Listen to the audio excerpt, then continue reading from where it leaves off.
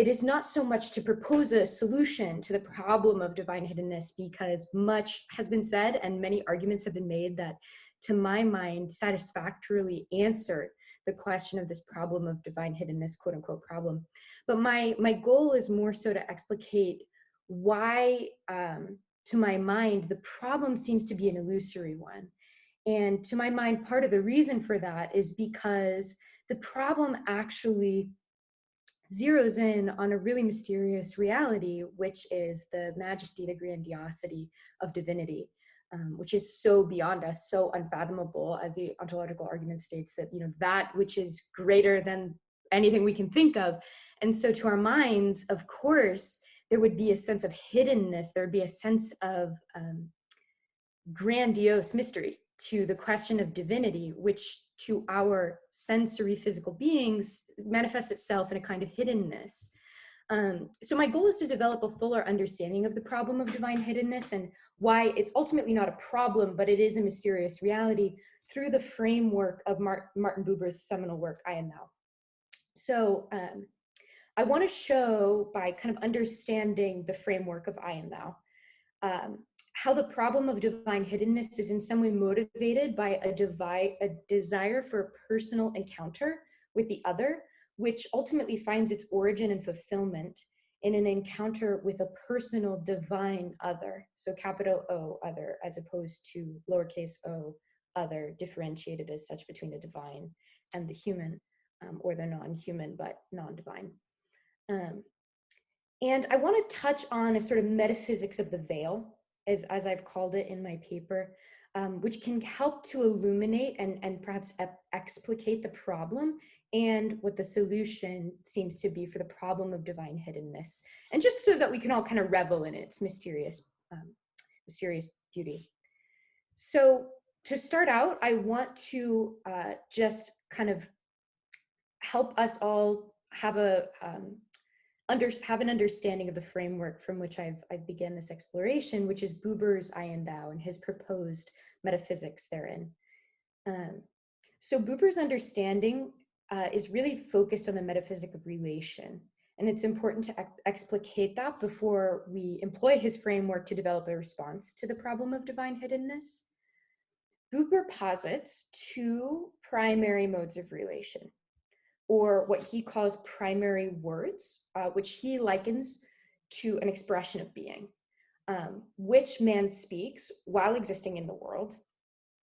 And those primary words, which, as he says, quote, do not signify things, but which imitate relations, are I, it, on the one hand, and I, thou, on the other hand. And these are the ways that the original German has been translated. And as I'm sure many of you know, especially all of us in the fellowship together, Buber's German is notorious to translate for translators, because his apprehension of language is so detailed, and his use of wordplay in German is so difficult to translate into English. So most translators translate I, it, and I, thou as such. I have a copy of I and thou, which translates I, thou as I, you, but it doesn't quite get something of the grandiosity and the personal nature of the du that Martin Buber uses in his original German. Regardless, the first relation, I, it, Buber says, can never be spoken with a man's whole being. Whereas the second, I, thou, can only be spoken with the whole being. So to Buber, there is no I taken in itself, only the I of the primary word, I, thou, and the I of the primary word, I, it. And further, the existence of I and the speaking of I are one and the same. So to Buber, there is no self without the other. The other and the self are engaged in this inextricably linked relation of dynamism that defines the self in the self's reality. And in developing the framework of his metaphysic, Buber is firstly concerned with that dynamism, which has to do with possession, and differentiates the I-it experience from the I-thou encounter along those lines of possession. So during the I-it experience, which makes up, as Buber says, the majority of man's lived experience, according to Buber, man is grasping at the possession of a thing. So he's perceiving, willing, or sensing some thing. The I-it experience is kind of spherical and it's bound. All experienced things remain within the world of the speaker as objects of his or her world. Persons too in the world of it can be such things in the speaker's world, along with inanimate objects. And within the framework of the I-it experience, man never emerges from the bubble in which all things he encounters remains. So the things remain in him and in his sphere, not between him and the world.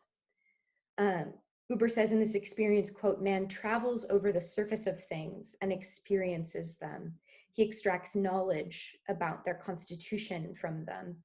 He experiences what belongs to the things. So it is as if a man belongs to his own bubble and the limits of his own experience within the language, the spoken primary word of it. And life within the I-it framework is this transitive act of collecting, possessing knowledge, persons, and experiences. Contrastively, though, when thou is spoken, there is no thing.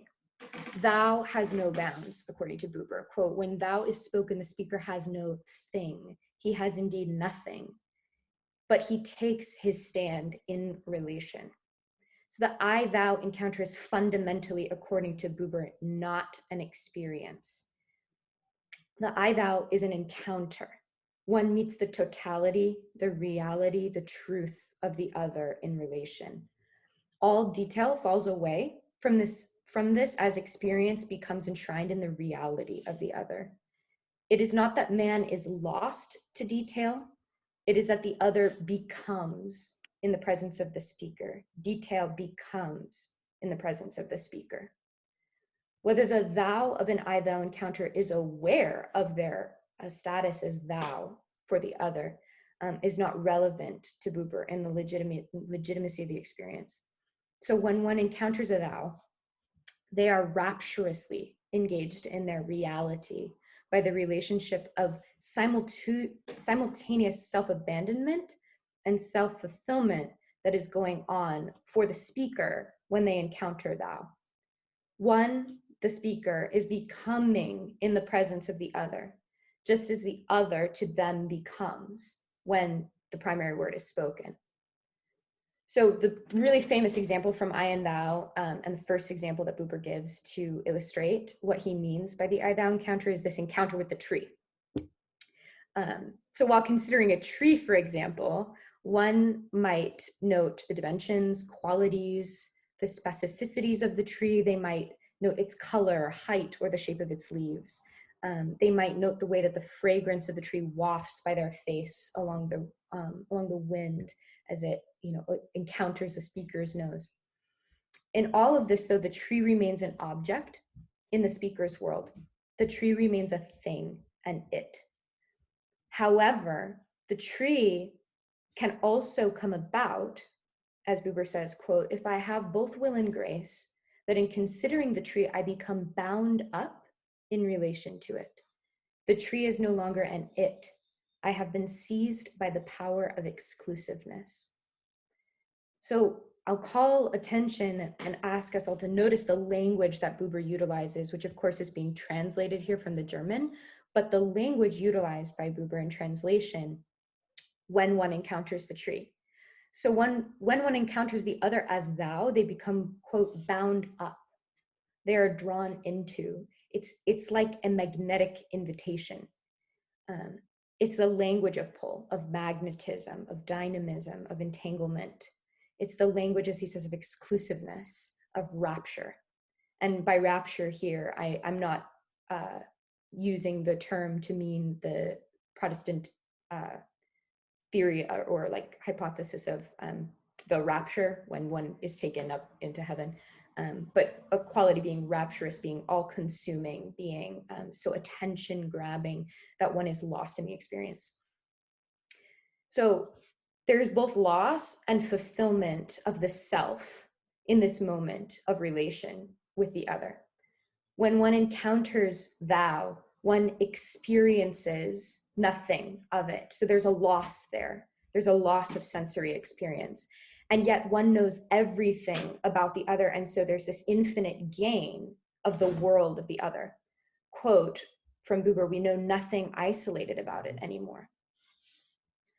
So there's a sort of mysticism here when one encounters the thou. There's this mystical quality to it, because although we can ascribe a sense of language to it with the primary word, there are words fail when we describe the I thou encounter, because the reality of the thou becomes so real that it almost it transcends language, except for the language of being, except for a sort of ontology, and even a sense of phenomenological language. Like, you're so wrapped up in the experience of the thou that is absent experience, because it is so real, that there is this transcendent quality to the meeting of the thou.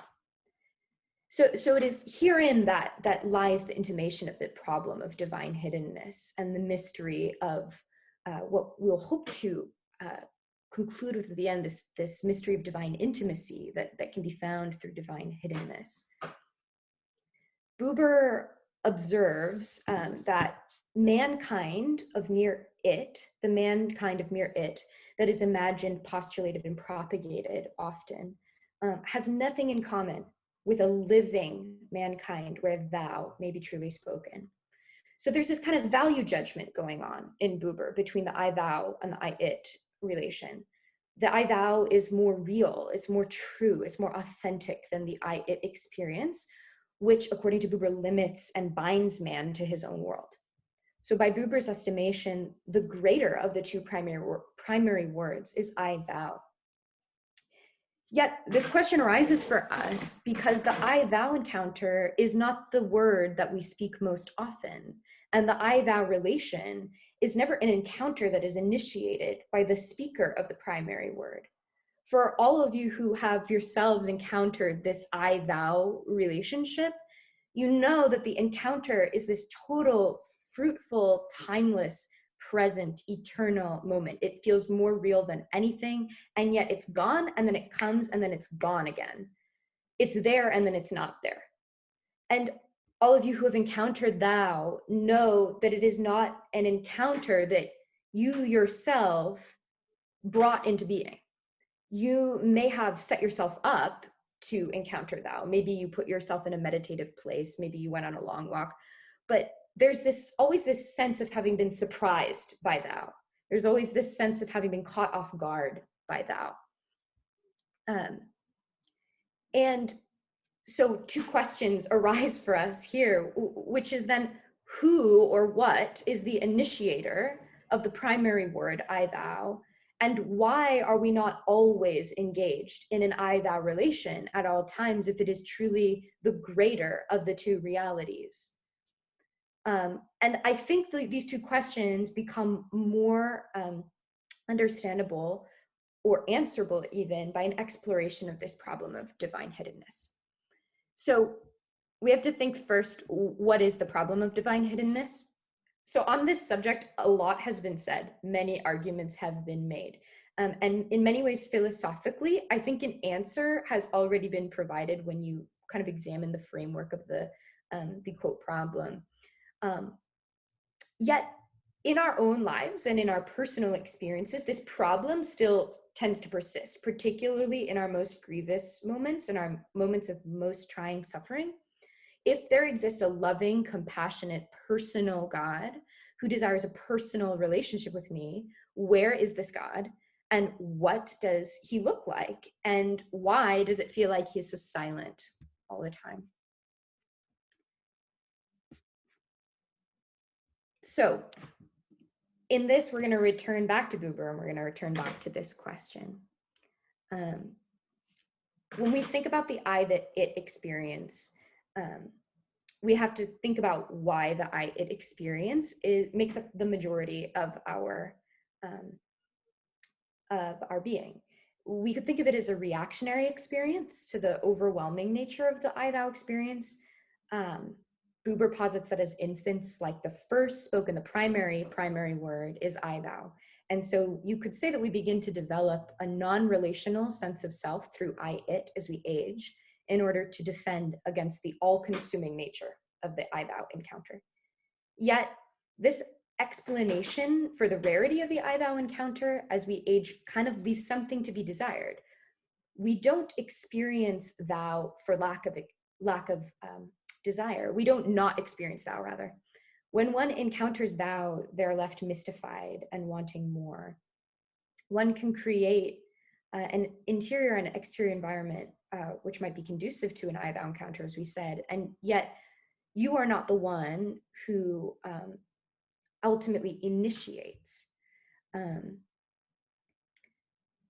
One cannot still help but feel stupefied, as we said, and surprised when I thou encounter seems to come upon and seize them in its exclusivity.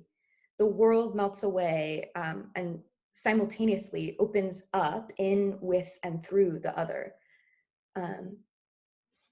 And neither does the other participant in the I thou encounter when thinking of Buber's original kinds of I thou encounter, which he differentiates as nature, persons, and ideas, initiate the encounter. So we must think then that someone else who is possessed of intentionality, and what I mean by intentionality is in the sense of philosophy of the mind, like having mind, there must be someone who can be the initiator of an I thou encounter between persons or between multiple thous. Such an initiator must have the ability to be verbal or to speak primary words themselves, but it seems must also be the source and medium of language itself, a kind of ground of being, as Rahner would put it, in which relation is sustained. The I thou encounter, although it always feels like a surprise, an invitation to the speaker, catching them off guard, must not be a surprise to the initiator of the encounter. So this suggests that the initiator of the I thou encounter must have omniscient intentionality, such that the initiator is able to encounter all persons, all others as thou at the same time, organizing and inviting others into their reality as thou, and orchestrating all such encounters as the source of them. And so when we kind of think about the limitations of the I thou experience, we get a sense of what that means, like the picture of divinity that arises. But I also want to hold myself time accountable because I recognize that it's 6:51 and I want to ask Sarah for a time check, because if I've gone on too long, I don't want to push anybody off of their time. You can keep going, yeah. Okay, great. So there are a few limitations to the I thou experience. Firstly, we can observe its fleetingness when examined within the context of our temporality. It would be impossible for us to sustain an I thou encounter indefinitely because of the nature of our physical reality. So if so rapturous that one is pulled into the dynamism of the other, then one forgets about the staticism of self to the dynamism of self found in the other. And if we were not bound by our physical needs, like to eat, to sleep, etc., the rapturous encounter of the other being so good, that we crave so much, would just take up all of our time. But we can't do that because we need to sleep and eat and tend to our physical needs. But then still the question exists, why then are we not encountering thou all the time? Why is it not possible? Additionally, a second limitation on the I thou experience is its exclusivity and our desire for more. This question arises when we think about the I thou encounter, whether it is enough to encounter one thou only. For it is impossible for us in our current state to encounter all thous simultaneously due to the exclusivity that the I thou encounter demands. So it becomes clear that we desire to encounter a kind of transcendent thou, a one and all encompassing thou, with whom it is impossible for us to initiate relationship, but with whom we find encounter with all thous. Because as we know from the I thou encounter, we become ravenous for it. We crave it. We seek out the thou. We seek out the sort of loss of self, the annihilation of self, even to be fulfilled in the other.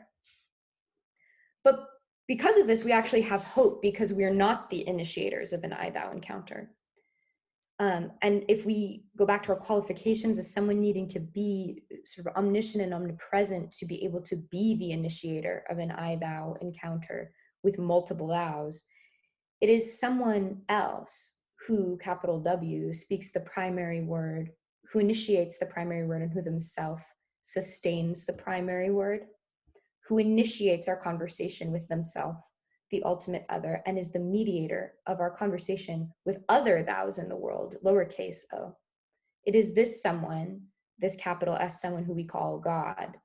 And it is from this someone that the faculty of speech, of being, as defined by Buber, from which the primary word I thou arises, and through which the primary word I it even is sustained and made possible. It is from this someone and in this someone that the faculty of speech originates and is fulfilled. This someone, God, from whom the faculty of speech arises, which supports and is indeed the source of the I thou encounter, is much more simple and immanent, much more essential to our speech, our being, than even our own speech or essence, which again, as Buber is defined as our being, especially understood by us within our oft-kept sphere of the I-it worldview. So God is just unfathomable. God's majesty and grandeur is the source and ground of our being. Again, kind of going back to Rahner and the excessus. And like the I-thou encounter is characterized by this rapturous transcendence and encountered as having personhood.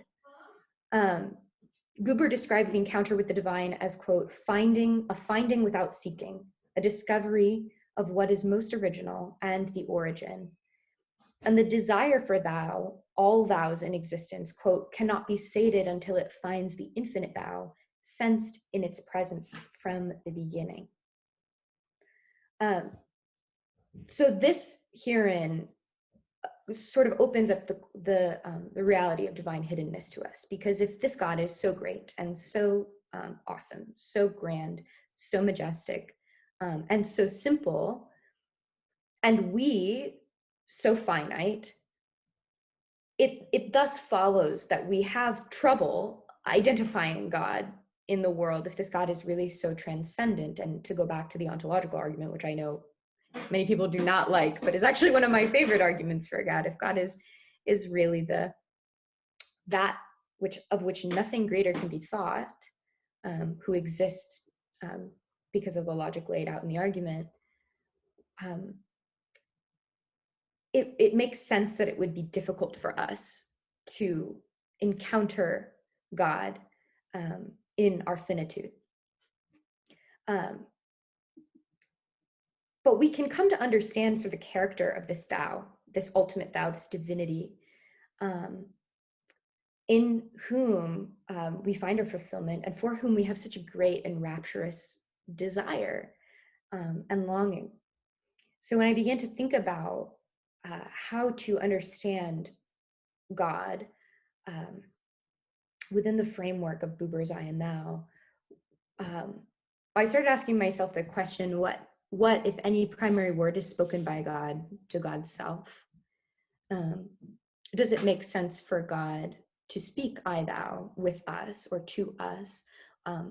Or who is God speaking to when God speaks, if God truly is the ground and medium of all speech as first word?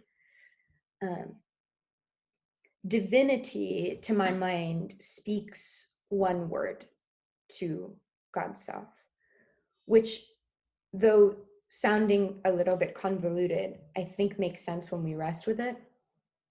There's one word spoken by God to God's self, which is both I and thou simultaneously.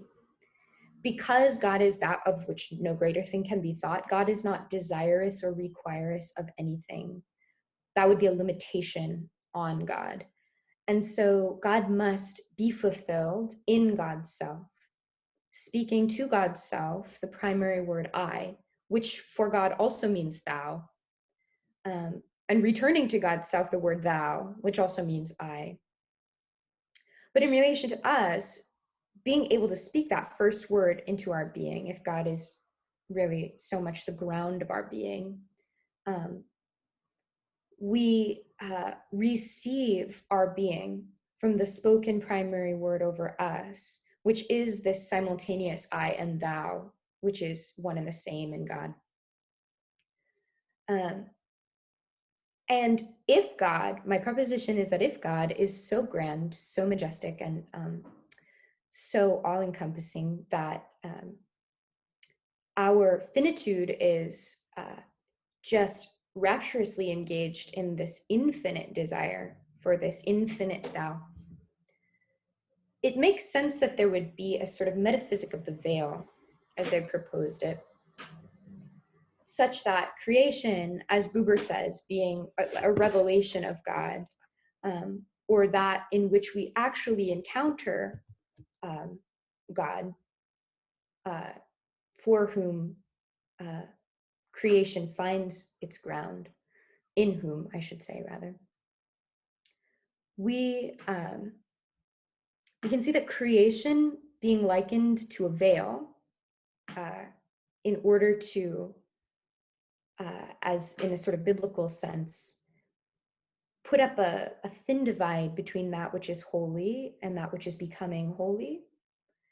Creation itself becomes a kind of veil, becoming a revelation of the majesty of God, and yet remaining a sort of invitation, an invitation to the experience of thou, without overwhelming us. So through creation and through the revelation of the other, in whom, at least from a Christian worldview, or rather a biblical worldview, Judean-Christian, images, if we work from that framework that the human person images God, there is this eternal and present invitation to the I-thou encounter all around us, all of the time. And we ourselves are sort of veiled in the mystery of divinity, and ourselves are a revelation of divinity, being invited into the practice and experience, the non-experience, rather, I should say, of the encounter. And so in this way, the hiddenness of God can actually be thought of as a kind of mercy or an expression of goodness, because if we are finite but with infinite desire, and we were to encounter the infinite face to face without veil, we would cease to exist on this plane, this physical plane, by virtue of the grandiosity and immensity of God. And while I could, continue to, there were many other routes and fringes along which I would like to continue to weave this argument. This is what I mean by the illusory problem of divine hiddenness. That hiddenness itself, it isn't a negation of God's existence, but is actually a sort of expression of God's goodness and an expression of God's existence.